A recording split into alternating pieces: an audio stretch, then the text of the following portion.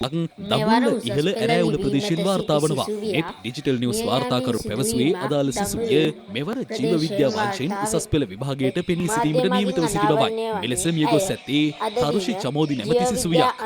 ඇය ඉකුත් 9 වනදා පස්වරුවේ තම කාමරයේ අධ්‍යාපන කටයුතු සිදු කරමින් සිටියේදී රාත්‍රියේ නිින්දට ගොස් උදෑසන යලි අවදි නොවීම නිසා දෙමව්පියන් ඒ පිළිබඳ සොයා බලා තිබෙනවා. එහිදී ඇය සිහිසුන්ව සිටීම නිසා වහාම ඇයව දඹුල්ල වීර ඩෙන්සිල් කොබ්බෑකඩුව මූලික රෝහල වෙත රැගෙන ගොස් තිබුණා. බාහිර රෝගී අංශයේ වෛද්‍යවරුන් ඇයව පරීක්ෂා කර බැලීමේදී ඇය ඒ වන විටත් මියගොස් ඇති බව සනාථ කරගෙන තිබවයි දඹුල්ල පොලිසිය පැවසුවේ. සිද්ධිය වාර්තා වීමත් සමග මූලස්ථාන පොලිස් පරීක්ෂක සුගත් බණ්ඩාර විජේසුන්දර ඇතුළු පොලිස් කණ්ඩායමක් සිසුවියගේ නිවසට ගොස් පාඩම් කටයුතු කළ කාමරය පරීක්ෂාවට ලක් කර තිබෙනවා. එහිදී සැක කටයුතු කිසිවක් හමු වී නැති බවයි වාර්තා වන්නේ. කෙසේ වෙතත් සිසුවියගේ මරණයට හේතුව මෙතෙක් අනාවරණය වී නොමැති බවයි පොලිසිය පවසන්නේ. මියගිය සිසුවියගේ මුළු කාමරය පුරාම අධ්‍යාපනික අවශ්‍යතාවයන් පිළිබඳ සටහන් රැසක් අලවා තිබූ ආකාරයද දක්නට ලැබුණා.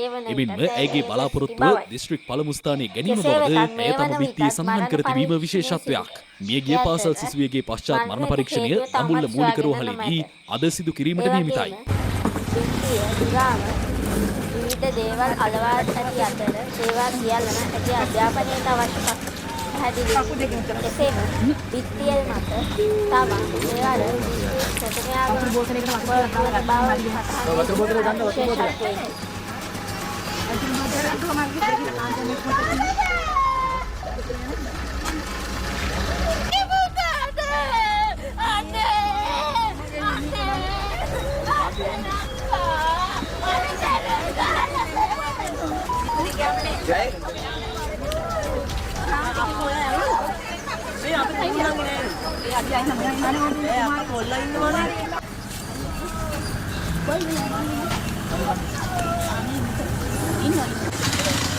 Come on.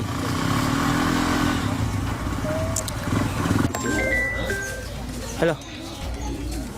Oh. Oh.